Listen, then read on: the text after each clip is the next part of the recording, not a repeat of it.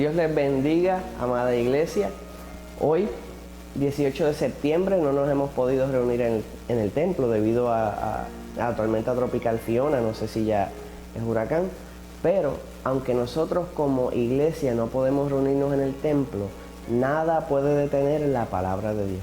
Así que hemos determinado en nuestro corazón hacer la labor que nos corresponde y dar el mensaje que estaba planeado darse en la iglesia en este día. Así que nada nos detiene. En este día vamos a hablar de una palabra muy preciosa. El tema es el ejército sin espada. El ejército sin espada. Y está basada en Primera de Samuel, o el primer libro de Samuel, capítulo 3. Vamos a leer del versículo 19 y luego del 14.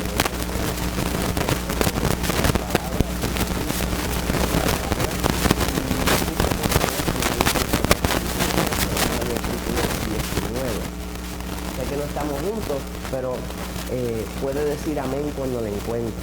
Y dice así: en toda la tierra de Israel no se hallaba herrero, porque los filisteos habían dicho, para que los hebreos no hagan espada o lanza, por lo cual todos los de Israel tenían que descender a los filisteos para afilar cada uno la reja de su arado, su asadón, su hacha o su hoz. El precio era de un pin por las rejas de arado y por los asadones, y la tercera parte de un siclo por afilar las hachas y por componer las aguijadas. Así aconteció que en el día de la batalla no se halló espada ni lanza en mano de ninguno del pueblo que estaba con Saúl y con Jonatán, excepto Saúl y Jonatán su hijo, que las tenían. Y la guarnición de los filisteos avanzó hasta el paso de Micmas. Aconteció un día que Jonatán, hijo de Saúl, dijo a su criado que traía las armas: ven y pasemos a la guarnición de los filisteos que está en aquel lado. Y no lo hizo saber a su padre. Y Saúl se hallaba al extremo de Gabaa, debajo de un granado que hay en Migrón. Y la gente que estaba con él era como 600 hombres. Y Ahías, hijo de Ahitob, hermano de Icabod, hijo de Finés, hijo de Eli, sacerdote de Jehová en Silo, llevaba el efod, y no sabía el pueblo que Jonatán se hubiese ido. Y entre los desfiladeros por donde Jonatán procuraba pasar a la guarnición de los filisteos, había un peñasco agudo de un lado y del otro lado. El uno se llamaba Bosés y el otro Cené. Uno de los peñascos estaba situado al norte, hacia Micmas, y el otro al sur, hacia Gabá. Así que la palabra del Señor ha sido leída. Vamos a elevar una oración al cielo. Poderoso Dios y Padre Celestial, en esta hora nos encontramos delante de tu presencia, Señor. Vamos a estar exponiendo tu palabra, pidiéndote que sea palabra tuya, no de hombre, que sea cayendo en terreno fértil, produciendo los frutos que tú quieres en la vida, que la misma no vuelva a ti vacía, Dios, y haga lo que fue enviada a hacer para tu gloria y honra, en el nombre de Jesús. Amén. Y dice la palabra del Señor que estaba aconteciendo en este tiempo en el pueblo de Israel, que los filisteos tomaron posesión de los herreros. Y la historia nos enseña que buscaron varias estrategias. O los asesinaban o se los llevaban cautivos. Entonces, todo el que tuviera algún conocimiento de cómo ser un herrero, lo tomaban y se lo llevaban o lo asesinaban. Sus herramientas eran hurtadas por los filisteos y el lugar donde operaban destruido. De manera que en Israel no se encontrara nadie que trabajara con el acero. ¿Cuál era la intención de que eso aconteciera? Simple. Si no habían herreros, afectaban directamente tres cosas del pueblo. Número uno, no podían hacer armamento. Y cuando digo no podían hacer armamento es que no podían hacer lanzas sin herrero, no podían hacer espada, no podían hacer escudo, no podían hacer armadura, no podían hacer carruajes para los caballos para la batalla. Y de esa manera tenían que pelear básicamente al puño. ¿Por qué? Porque aunque tuvieran una espada, no podían amolarla, no podían sacarle filo, porque no tenían herreros que trabajaran y afilaran sus herramientas. Eso es en la guerra, pero cuando vemos, por ejemplo, en la agricultura, no podían afilar sus hachas, no podían afilar sus asadones, sus herramientas de agricultura no se podían utilizar porque básicamente no podían amolarlas y se hacían inútiles, inoperantes. pero a la misma vez las herramientas de construcción como el martillo y diversos instrumentos de construcción no se podían desarrollar por la falta de herreros. O sea, que paralizaron la construcción, paralizaron la agricultura y paralizaron el ejército, solamente con tomar la posición del herrero. Así que fue estratégica la manera en que hicieron eso, porque sabían que con ese pequeño cambio todo colapsaba. Y la estrategia del enemigo, amado, en la vida de Israel, de los filisteos, fue hacer un pequeño cambio, eliminar una pequeña cosa que traería un colapso. Y usted pensaría que el enemigo ha cambiado sus estrategias, pero la estrategia del enemigo sigue siendo la misma estrategia. Toma una posición y cuando esa posición se va, pues todo comienza a colapsar. Cuando lo comparamos a la iglesia, el enemigo tiene ataques especiales, amado, para todo el que se ponga en posición de liderazgo. Entiéndase, pastores, entiéndase, maestros, entiéndase, todo el que esté dispuesto a enseñar la palabra de Dios. ¿Por qué? Porque el que enseña afila al estudiante, como el herrero afila la espada, como el herrero afila el hacha. El maestro o el que enseña, vamos a resumir la palabra, porque el que pastorea, el maestro y todo el que toma una posición en la iglesia, dirige un pequeño grupo de estudio, el que enseña para los efectos es el herrero de Dios que saca filo a sus instrumentos. Amén. Entonces, el enemigo pone ataques especiales para los líderes. Y muchas veces a la oveja o a la persona que no tiene una posición de enseñanza no puede comprender estos conceptos. Dice, ¿por qué a aquel pastor le pasa esto y a aquel pastor le pasa esto y a aquel maestro le está pasando aquello? Tienes que entender que todo el que enseña es atacado por el enemigo más severamente porque quiere eliminar los herreros, porque sabe que si se deshace de los que enseñan, todo lo demás colapsa solo. Y usted tiene que procurar usted no ser utilizado por el enemigo para atacar a los que están haciendo la obra de Dios. Si usted piensa, por ejemplo, y en mi caso yo soy pastor, pero y no me uso como ejemplo, pero usted mira a un pastor o cualquier pastor y empieza a ver ataques de distintas personas y empiezan personas a decir cosas, decir, no, es que esto, no, es que está pasando esto, y ataques contra su familia y sus hijos y su esposa y contra él, y usted empieza a cooperar en ese ataque. Usted ha decidido irse del bando de los filisteos. ¿Por qué? Porque nadie que habla de ellos se ha puesto en sus zapatos, ha cargado el peso que hay que llevar, ha soportado las cosas que hay que soportar, pero en cambio se atreven a juzgar las cosas que no conocen y desconocen el nivel de las batallas que tienes que aceptar cuando aceptas el llamado del Señor. Cosas que no tendrías que sufrir si no harías eso, pero por tu amor a Dios o por el amor del líder al Señor y su fidelidad y el deseo de cumplir la voluntad de Dios, acepta, se convierte en un blanco del enemigo, el pueblo de Israel de los filisteos. Y entonces lo que busca el enemigo es desaparecer todo herrero, desaparecer todo aquel que le saque filo a las herramientas de guerra. Entonces, al no haber herrero, la gente, el pueblo de Dios se quedaba sin armadura. Efesios nos enseña que tenemos que tener puesta toda la armadura de Dios. Pero eso lo aprendemos porque alguien nos los enseñó. Nos dijo, ten la armadura de Dios. Pero si alguien no te enseña la palabra y desconoces sobre la armadura, tú quedas protegido. Si no te dan la palabra de Dios y te guían, tú no tienes la espada del Espíritu. El escudo de la fe lo desconoces sin la palabra, sin un herrero o un maestro que te enseñe y te saque filo y te haga un guerrero en las manos del Señor. Pero esa es la estrategia del enemigo. Los filisteos buscaron hacer eso y eso no es estrategia nueva. Usted va a ver luego que el rey Nabucodonosor hizo lo mismo con el pueblo de Israel. Se lleva a los herreros cautivos y entonces por el pueblo desconocer de cómo se trabajan los metales, quedan totalmente desprotegidos de alimento, de construcción y de guerra. Entonces dice la palabra del Señor que no se hallaba en Israel herrero, porque los filisteos habían dicho para que los hebreos no se hagan espada ni lanza. Entonces dice la palabra del Señor, por lo cual todo Israel tenía que descender a los filisteos para afilar cada uno su rejo, su asadón, Y dice su hacha o su hoz. Así que, interesante por demás, le dijo, el pueblo enemigo le dice, si tú quieres algo, tienes que buscarlo donde mí. Vas a tener que buscar tu filo, sacar filo donde mí. Y esto es un ejemplo de lo que está pasando en las congregaciones muchas veces. Están sacando su información teológica del mundo, sus opiniones de cómo deben ser las cosas, en vez de sacarla de la palabra de Dios, en vez de sacarse filo en la palabra de Dios, van y sacan filo en Sócrates, van y sacan filo de otra cosa, de otra filosofía, de otra creencia, de otras culturas. Pero no se supone que sea así. Se supone que el pueblo de Dios se afile con la palabra de Dios y no con otra cosa.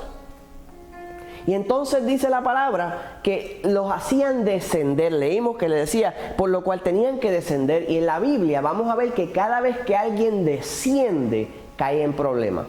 Vamos a ver, por ejemplo, la famosa parábola del buen samaritano. Dice que él iba descendiendo y cayó en manos de ladrones. Y así sucesivamente, cosas negativas pasan al descender. Pues entonces los filisteos estaban haciendo al pueblo de Israel descender. No puedes tener tu herrero, tienes que venir a donde mí, pero entonces yo te voy a cobrar por ese servicio. Y dice la palabra que el precio era un pin por las rejas de arado y por los asadones, y una tercera parte de un ciclo por afilar las hachas y por componer las aguijadas. Entonces, un pin es 7.6 gramos. Una tercera parte de un ciclo es 3.83 gramos aproximadamente. Así que cuando ellos iban le decían, pues mira, te voy a afilar en la espada, pero te va a costar este cantito de hierro, este cantito, estos gramos. Entonces ibas y trabajabas todo el día con esa hacha y al otro día tenías que afilar y sacaban un cantito, otro cantito al otro día, otro cantito, y pedazo a pedazo. Los filisteos cada día un pedacito, cada día le quitaban un pedazo, cada día le quitaban un pedazo, hasta que llegó el punto que Israel no tenía armamento, no tenía espada, no tenía escudo. Fueron entregándoselo todo al enemigo poquito a poco, no de cantazo, poco a poco. Cuando abrieron los ojos ya no había nada, no tenían absolutamente nada. Y así mismo es que el enemigo destruye tu vida gradualmente. Hoy te hace alejarte un poco, mañana un poco más, y va quitándote unos gramos de hierro, otros gramos más.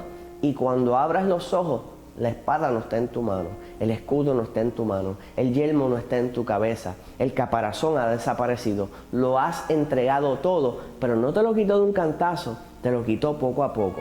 Y cuando se percata que ya no tienes nada, llegó la hora del ataque y estás totalmente desprotegido. Y dice, asimismo aconteció que Israel, el día de la batalla, no se halló espada ni lanza en mano de ninguno del pueblo que estaba con Saúl y con Jonatán, excepto Saúl y Jonatán su hijo, que las tenía. O sea que el pueblo lo entregó todo. Poco a poco fueron desarmados. Y todo fue la causa principal fue la falta de herreros entre el pueblo de Dios. O sea que la falta de herreros fue la causa de la caída. Para que ustedes vean que un pequeño cambio, un pequeño ajuste, algo que hiciste que no debiste, poco a poco va comiendo, hasta que te quedas totalmente destruido. Ahora Jonatán, el hijo del rey, es rey, todavía tenía espada, y para nada cuando leemos la palabra del Señor podemos utilizar a Saúl como un buen ejemplo. Tiene sus cosas, tuvo sus puntos buenos, pero en su mayoría todos conocemos que Saúl no es una vida a seguir como ejemplo. Sin embargo, cuando miramos Jonatán, vemos que Jonatán era un buen muchacho. Vemos cómo lo amaban, todos los que se juntaban a él lo amaban y se ganaba el corazón de los que estaban alrededor de él. Fue así con David, fue así con su escudero, fue así con su padre, y todo el pueblo amaba a Jonatán. Y la palabra nos enseña que él tenía todavía espada. Él no había cedido su espada a ningún filisteo. Él permaneció con lo que se supone que tuviera encima para la guerra. Él todavía tenía su escudo, él todavía tenía su espada, él todavía tenía su armadura, él todavía había permanecido con todo lo que el Señor, todo lo que necesitaba para el tiempo de batalla. O sea que en un tiempo que todo el mundo estaba desarmado, él todavía estaba armado. Él todavía está armado y vamos a marcar eso. Él todavía estaba armado. No olvidemos ese pensamiento que más adelante vamos a volver. Y dice que aconteció un día a Jonatán. Un día aconteció.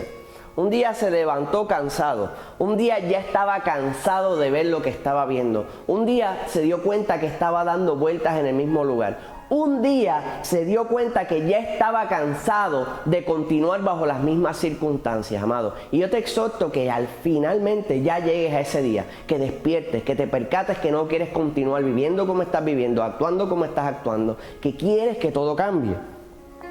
Y dice la palabra del Señor: y aconteció un día que Jonatán, hijo de Saúl, dijo a su criado que le traía las armas. Es importante enseñar cuando dice que tenía un criado que le traía las armas. Eso se resume en una palabra: escudero. ¿Qué significa esto? Este criado, este escudero, mientras Jonatán pelea, a él le corresponde tomar el escudo y proteger a Jonatán. O sea que mientras él va peleando, él lo protege, lo cubre. Él pelea, Jonatán pelea y él lo cubre. Y cuando los dos van a la batalla, aunque son dos hombres, se ponen como uno solo y se sincronizan a la hora de la guerra. Uno cubre a Jonatán, el escudero protege a Jonatán y Jonatán deshace al enemigo. Entonces, dice: pasemos a la guarnición de los filisteos. O sea, vamos a pasar por el cuartel, por donde están concentrados, en el lugar donde se están posicionando. El que está en aquel lado. Pero no lo hizo saber a su padre. Y eso está bien interesante, todo lo que nos está queriendo decir en esa palabra. Número 1, confiaba en su criado. Lo quería con él en el momento de la batalla. Número 2, no quería con él nadie que no pudiera defenderse. ¿Por qué? Porque si subían con él a un lugar peligroso y no tenían defensa, él iba a terminar protegiendo, entregando su vida él para proteger a otros y no enfocarse en lo primordial, que era deshacer al enemigo. Así que, y lo otro es que no le podía decir a Saúl, porque si involucraba a Saúl, Saúl iba a ir con él, y a la que los filisteos detectaran que el rey estaba presente, iban a aumentar la capacidad de guerra contra él, porque de nuevo, si tumbas la cabeza, la cola se muere. O sea que iban a reforzar en la batalla para deshacer a Saúl, porque era el rey. O sea que le traía problemas a Jonatán. Si se traía a otros del pueblo desarmado, iba a ser un problema, porque iba a tener que estar defendiéndolos y lo iba a exponer a él. Y si avisaba a su papá, al ser el rey y fuera identificado por los filisteos, iban a reforzar su guerra contra él para matar a Saúl. Así que él tenía una sola opción: subir él confiado en su Dios junto a su escudero. Y dice la palabra del Señor que sube hasta donde él estaba, deja a su papá fuera del asunto, y entonces se lleva lo que necesita. Lleva a su escudero, van a la batalla, van a los dos a pelear como un solo hombre. Y dice la palabra luego que Saúl estaba al extremo de Gabaa, debajo de un granado que hay en Migrón, y la gente estaba que con él eran como 600 hombres. Así que él estaba debajo de un árbol de granada, comiendo fruto. ¿Qué produce un árbol? Un árbol produce sombra y alimento. O sea que mientras su hijo se estaba exponiendo a la guerra, este estaba cogiendo sombra y comiendo. En el medio de la batalla, en el medio del peligro, en el medio de la situación, todas las circunstancias que están pasando, y él se está acomodando debajo de un árbol comiendo, mientras que Jonatán está pensando cómo va a defender al pueblo de Dios. Así que usted explícame a mí quién tiene más mentalidad de rey. Entonces dice la palabra del Señor y habla sobre el sacerdote dice, el hijo de Elí, sacerdote de Jehová en Silo, llevaba el efod y no sabía que el pueblo que Jonatán se hubiese ido. Mira la condición del pueblo, que el efod era el instrumento que se ponía sobre sí el sacerdote y donde había revelación. Entonces el sacerdote andaba con el efod de revelación, pero no tuvo la revelación de que Jonatán se había ido del campamento. Todo el mundo hacía a Jonatán por ahí presente, que estaba buscando algo, haciendo algo, pero nadie se percató, ni tan siquiera el sacerdote con el efod puesto tuvo la revelación de que Jonatán se había desaparecido. Pero nadie sabía que el Señor estaba moviendo a Jonatán solo a hacer esta obra. Y muchas veces usted va a ver su pastor, su líder de su iglesia, que está haciendo cosas que no hace sentido y usted piensa, ¿qué estará haciendo? ¿Por qué no me cuentan lo que está haciendo? ¿Por qué no me dice? Porque es que el Señor indicó que callaran la boca y que se hiciera lo que hubiera que hacer. Si Jonatán comenzaba a hablar de su plan, podía quedar descubierto y no se lograba. Si el enemigo se enteraba lo que se estaba planificando, podía prepararse. Pero Jonatán necesitaba silencio, necesitaba velocidad, agilidad y fe. No necesitaba carga, necesitaba manos que la ayudaran. Así que si se fija, él se llevó solo a su escudero, porque su escudero era una ayuda. Pero todo lo que se podía convertir en carga, lo dejó atrás. Y dice la palabra del Señor, Santo poderoso Dios, el sacerdote ni se enteró, no tuvo la revelación, y dice que entre los desfiladeros por donde Jonatán procuraba, desfiladeros como por un pasillo, procuraba pasar para la guarnición de los filisteos, había un peñasco agudo de un lado y del otro. El uno se llamaba Bosés y el otro Cené. Es importante señalar algo. Cuando Jonatán se procura ir a donde estaba la guarnición de los filisteos, y él mira, dice que estaba entre dos peñascos. A la mano derecha estaba Bosés, dice, en un lado estaba, uno se llamaba Bosés y el otro se llamaba Cené. Pues en cada lado había unas piedras agudas o filosas. Para la parte de atrás estaban ellos posicionados y al frente lo que había era un risco, amado. Y visualice esto, está Jonatán de frente, hay un risco, ¿sabe? Por donde un risco bien peligroso bajando. En esa cima están los filisteos y hay peñas en ambos lados. O sea que mentalmente, cuando uno analiza eso, la única manera de llegar a donde ellos están es por la parte de atrás, donde está todo el ejército. Porque por este lado no había manera de llegar porque habían unas rocas filosas y rápidamente podían ser vistos. Y por el lado del frente hay otro risco bajando que para la mente de los filisteos es imposible treparse por ese lugar o aún bajarse. Y entonces, dice la palabra del Señor, que había uno de los peñascos que estaba situado al norte y el otro Micmas y el otro al sur hacia Gabá.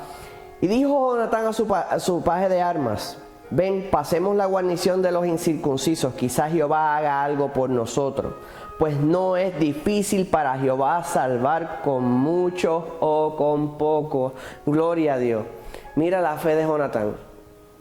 De la misma manera que hablaba David, él decía, no se trata de mí, no se trata de ti, no se trata de los números de ellos, no se tratan de los números de nosotros, se trata que el que está con nosotros es Jehová de los ejércitos y Él salva con muchos o con pocos, Él hace como Él quiere. Así que Él en ese momento con esas palabras declaró que la batalla es de Jehová y Jehová quien da la victoria, no otro. Así que toda la gloria es de Dios y se la está dando en este momento. Entonces dice, vamos a pasarlo porque quizás el Señor haga algo. Y ahorita hablamos, vamos a dejar ese pensamiento para luego. Y es que Jonatán era el único, fuera de Saúl, era el único con espada. El único. Y él determinó en su corazón usarla. Y vamos a ver luego que cuando él determinó usarla, logró conseguir espada para los demás. Y aunque el Señor es el que da la victoria y hace la batalla y es el Todopoderoso, el Señor solamente necesita, amado, que uno se levante de su posición y haga lo que Dios lo llamó a hacer. Y ese uno va a avivar el fuego en mucho. Dijo entonces Jonatán, vamos a pasar a esos hombres y nos mostraremos a ellos. Amado, no había forma de que estos hombres no los vieran. Porque como hablamos, está el risco. Si ellos se ponen a subir el risco alegadamente sin que no los vean, los van a ver. Y lo único que tienen que es lanzarla hacia abajo y murieron. Entonces, mira lo que hace la señal de Jonatán. Dijo entonces, vamos a pasar a esos hombres y nos mostraremos a ellos. Si nos dijeren así, esperad hasta que lleguemos a vosotros, entonces estaremos en nuestro lugar y no subiremos a ellos. O sea que si ellos nos dicen, déjanos bajar, es que van a dar la vuelta y van a bajar con un ejército, los van a asesinar. Él decía, si ellos bajan, vámonos. Pero si nos dicen, sube a donde nosotros, entonces Jehová nos los entregó desde ya. Si nos dijeren, esperad hasta que lleguemos vosotros, entonces no estaremos en nuestro lugar y no subiremos a ellos. Mas si nos dijeren así, subid a nosotros, entonces subiremos, porque Jehová los ha entregado en nuestra mano. Y esto nos será por señal. Y esto nos será por señal.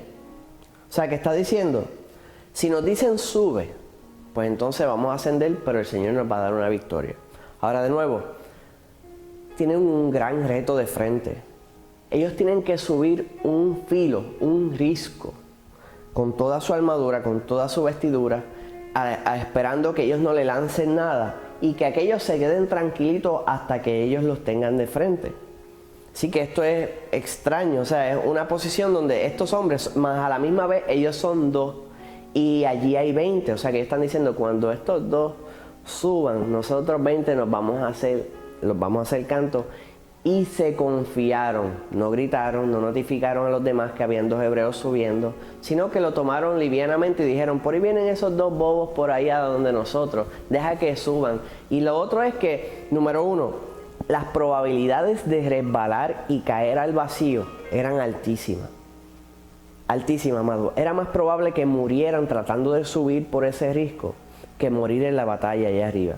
Así que Jonatán decía, si logramos sobrevivir el risco que vamos a subir, pues entonces cuando estemos arriba, el Señor nos va a dar la victoria. Y dice,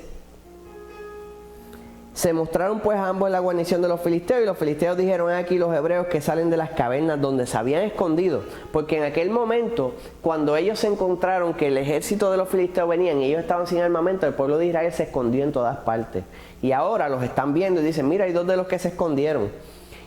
Y respondieron a Jonatán y a su paje de armas y dijeron, subid a nosotros y haremos saber una cosa, suban para acá que le vamos a hacer un cuento. Eso diríamos en buen puertorriqueño. Entonces Jonatán dijo a su paje de armas, sube tras mí, porque Jehová nos ha entregado los ha entregado en manos de Israel. Entonces Jonatán, cuando estaban en el campo, fue líder con su escudero. Le dice, tú me sigues, tú vas conmigo, yo voy a ir, pero tú me acompañas. Y el escudero le dijo, a donde vaya tu corazón voy yo contigo.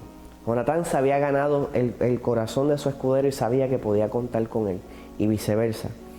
Y como se había ganado la autoridad moral de solicitar ayuda, pues entonces pudo solicitarla y él estuvo presente. Pero cuando llegó la hora del riesgo, de subir por ese risco, ese peñasco, Jonatán no dejó a su escudero ir al frente, sino que él iba delante de él.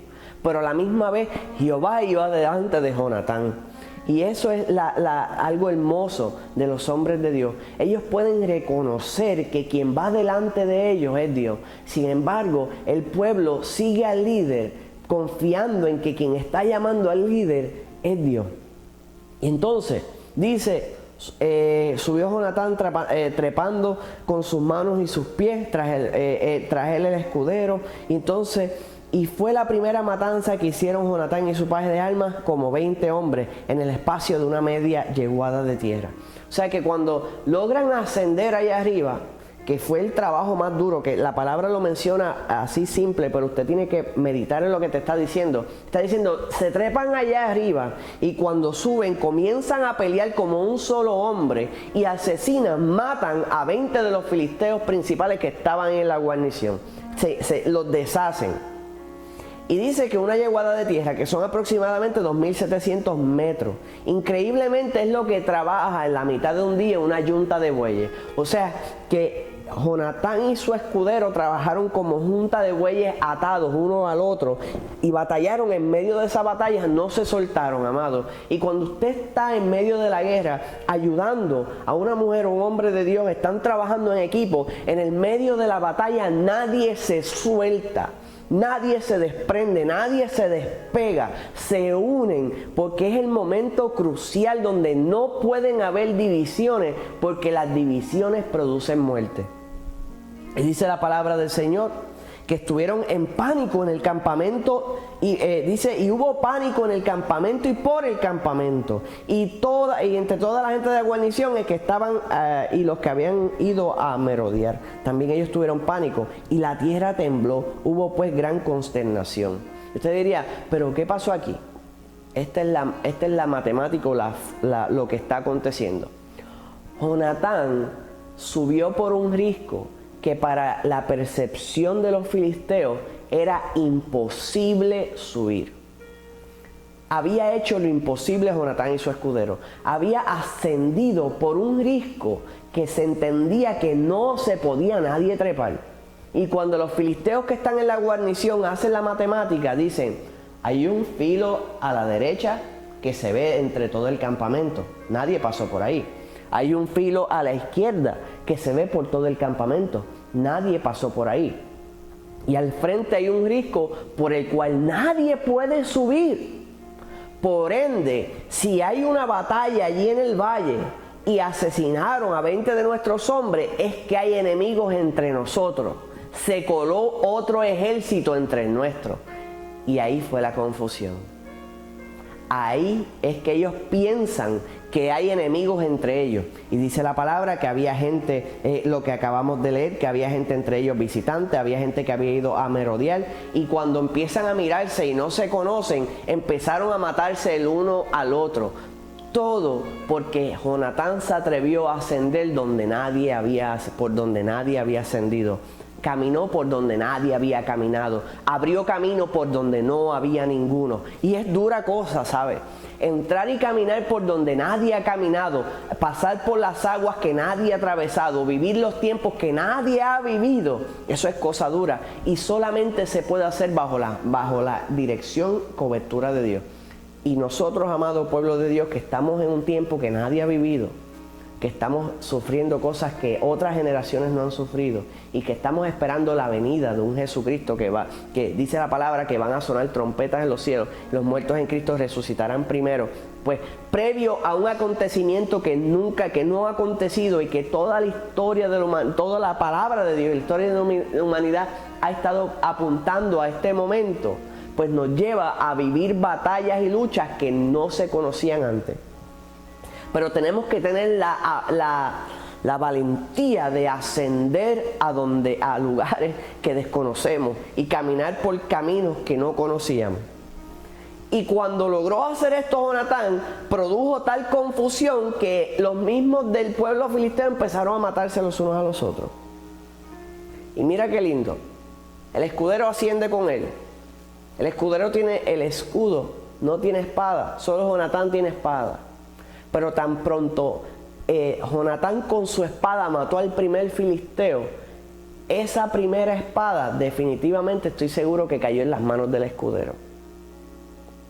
Y ahora que había asesinado a 20, habían 20 espadas disponibles, resta la del escudero, habían 19.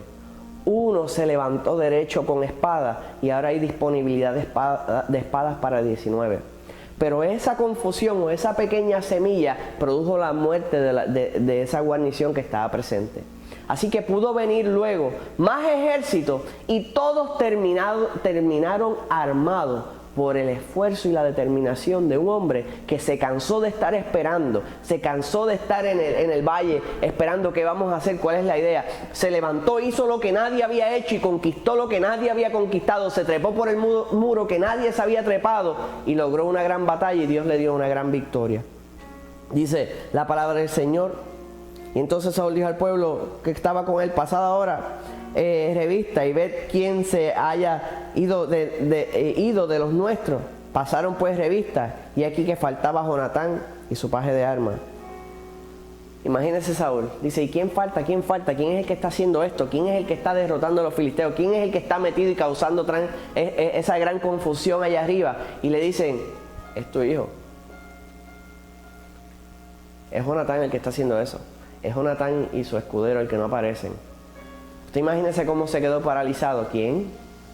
Y ahí demostró la valentía que había en este hombre.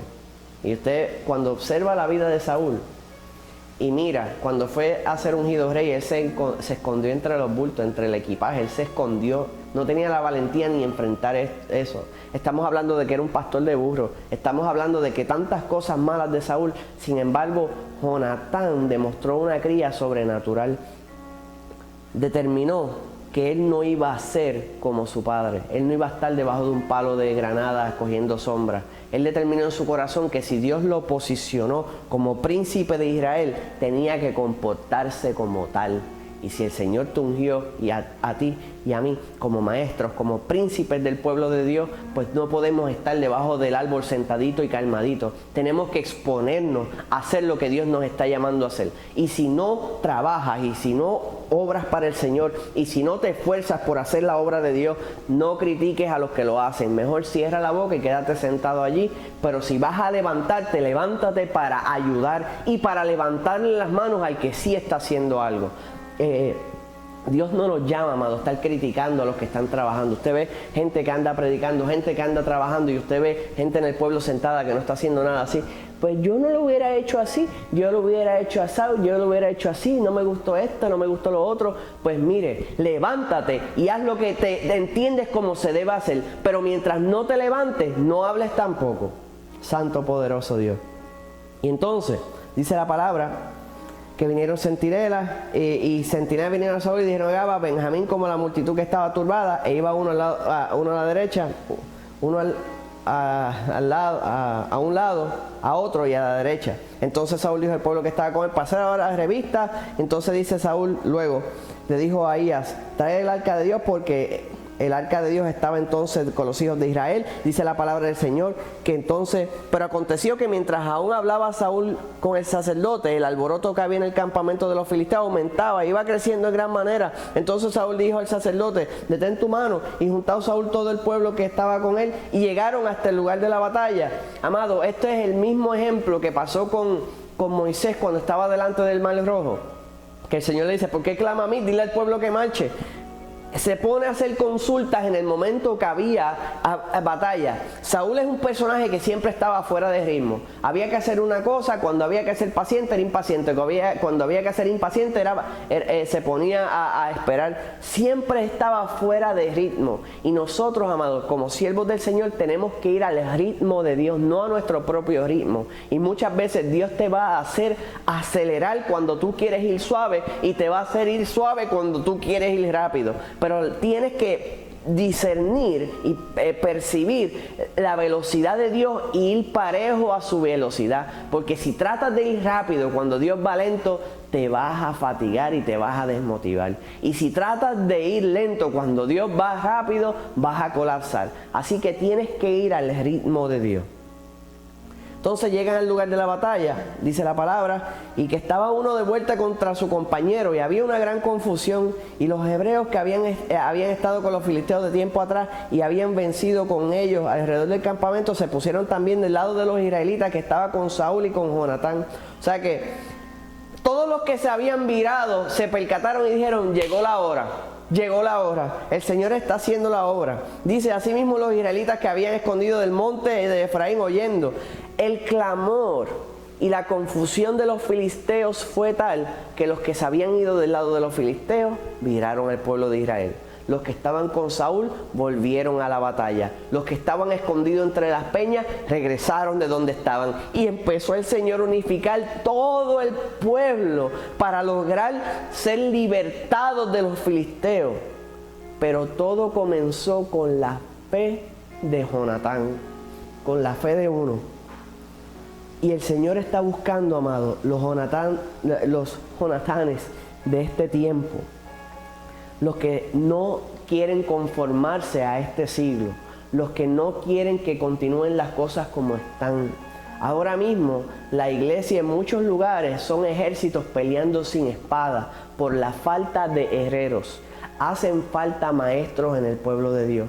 Hace falta gente que quiera trabajar en el pueblo de Dios. Hacen falta gente que quiera limpiar y poner el templo lindo. Hace falta gente que tengan el deseo de invitar almas a la iglesia. Hace falta gente que quiera dirigir sociedades y que tenga el fuego y la pasión por las almas en su corazón para continuar invitando y hacer crecer el pueblo de Dios. Hace falta herreros que enseñen y afilen la espada, afilen a los siervos de Dios. Hace falta el uno que se levante, ese uno que haga que los que se habían apartado regresen y que los que se habían escondido regresen y los que andaban desarmados regresen y comiencen a trabajar como un solo pueblo, como un solo ejército. ¿Y qué pasó, amado? Los herreros que estaban cautivos regresaron y ahora había filo nuevamente, había construcción nuevamente, había guerreros nuevamente, había comida nuevamente. Y de nuevo, todo por uno que se levantó porque estaba cansado de que las cosas continuaran como estaban. Te exhorto en este día que seas tú el Jonatán que se levanta y comienza a hacer lo que Dios lo llamó a hacer. Así que le damos conclusión a este mensaje, pero le exhorto este día que está tormenta tropical huracán Fiona a permanecer seguro y a escudriñar hoy domingo la palabra del Señor, porque aunque no podemos llegar físicamente al templo, nada detiene la palabra de Dios. Así que el Señor les bendiga grandemente. Un abrazo.